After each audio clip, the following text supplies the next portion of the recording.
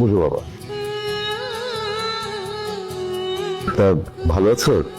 ভালো আছি, মন্দ আছি, খেয়েছি কি খাই নেই, এসব আলাপচারিতা করার সময় নেই। আমার কাছে time is money and money is time. যে কাজের জন্য আমরা এসেছি সেটা নিয়েই কথা বলি। হ্যাঁ ঠিক আছে। আপনার মেয়ে অথচ আমাকে ভালোবাসে, আমাকে বিয়েও করতে চায়। সোনেক জেলিস আন্টি বদল and fix the match day. হ্যাঁ ঠিক আছে।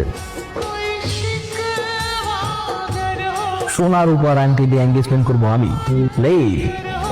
আমি আমাদের বিয়ের জন্য দুবাই থেকে স্পেশালি প্লাটিনামের রিং অর্ডার করে এনেছি।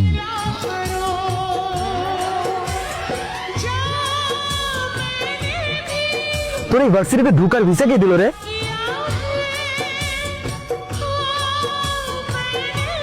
বুঝতে ছেলে অত সে বন্ধু হয় কি করে? ওরকম লোয়ার ক্লাস ছেলের কাছে ওকে ম্যাচ পাবে না। তোর কাজকে বিদায় করে দাও। সরি কেন? আমি জানি কালকে তুমি বাবার কথাগুলো শুনে ফেলেছো আর হয়তো কষ্টও পেয়েছো। না কোনো সমস্যা নেই, আমি কোনো কিছু শুনি নাই। আচ্ছা যাই হোক, শোনো, আমি যেহেতু তোমার কাছে খুব ভালো ম্যাথ বুঝি, তাহলে তোমার কাছে শিখবো। কালকে থেকে আমি তোমার বাসায় গিয়ে শিখবো। কি শিখাবা?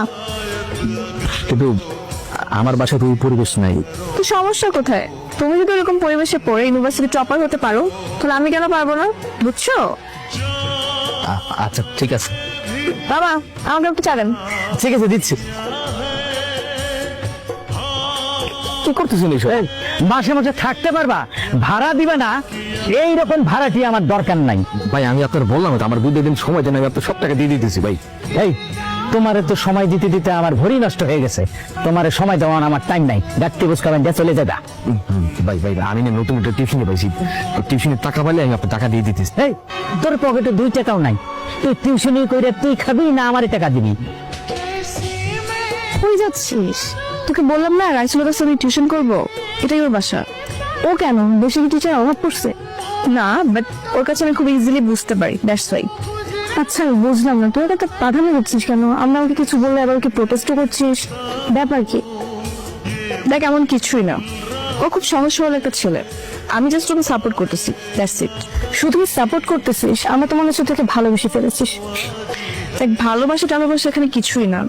তোরা হয়তো খুব রিচ কিড, স্মার্ট, ড্যাশিং ছেলে পছন্দ করিস, বাট আমার চয়েসটা একটু আলাদা। আমি সবসময় চেয়েছি লাইফ পার্টনার হিসেবে একজন সহজ সরল, অনেস্ট, কেয়ারিং মানুষ, যেটা আমি ওর মধ্যে দেখতে পাই। বাই। শুক্রবার আমাদের বিয়ে হচ্ছে।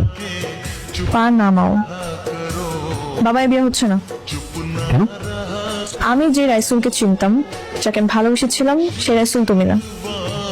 তোমার পরিবার, তোমার ফ্যামিলি এই রেসুলকে পছন্দ করে, ওই রেসুলকে না। বিয়েটা আমি করব, আমার ফ্যামিলি না। আমাকে অপছন্দ করার কারণ? তোমার অহংকার।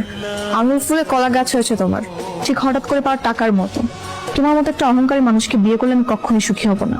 তুমি আসতে পারো।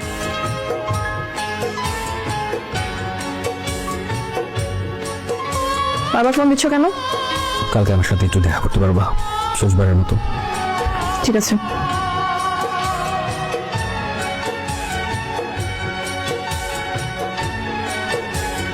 কি ব্যাপার? সে আগের বস্তি, স্যান্ডেল, শার্ট, প্যান্ট, মানে কি? তুমি ঠিকই বলছিলা, হুট করে এতগুলো টাকা পাওয়ার পরে আমি অমানুষ হয়ে গেছিলাম। আমি এখন মানুষ হইতেছে, সৎভাবে উপার্জন করে নিজের পায়ে দাঁড়াতে চাই।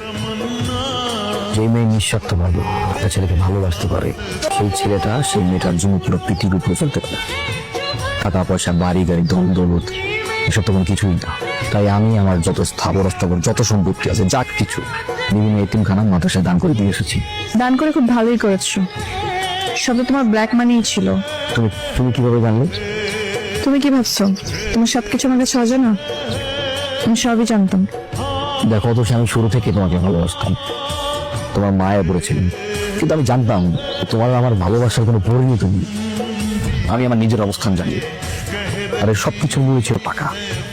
টাকার জন্য আমি আমার এমন কোনো জায়গা নাই, নিজের ঘর বলো, বাড়ি বলো, ভার্সিটি, ফ্রেন্ড সার্কেল, বন্ধু বান্ধব, এমন কোনো প্লেস নাই যে অপমান অপদস্থ হয়নি, ইভেন তোমার ফ্যামিলির সামনেও।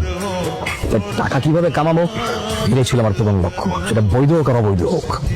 তোমাকে পাওয়ার জন্য আমি সবকিছু করার জন্য রাজি ছিলাম, কিন্তু আমি জানতাম যতক্ষণ না পর্যন্ত আমি অনেক টাকা কামাতে না পারবো, তোমার ফ্যামিলি আমাকে গ্রহণ করবে না। কি দেখো, এত টাকার মালিক হওয়ার পরেও আমার ফ্যামিলি আমাকে ঠিকই গ্রহণ করলো, কিন্তু তুমি আমাকে গ্রহণ করলো না। তুমি তোমার চোখ দিয়ে যেভাবে আমাকে দেখেছো, আমি তোমাকে সেভাবে দেখিনি। আমি সবসময় তোমাকে একটা সৎ সহজ সরল মানুষ হিসেবে ভালোবেসেছি। এখন তো আমি আবার সেই আগের রেসেল হয়ে গেছি, সৎ সহজ সরল সব বাদ দিয়ে দিয়েছি। এখন কি আমি ভালোবাসবো? ভালোবাসি বলেই তো আসছি।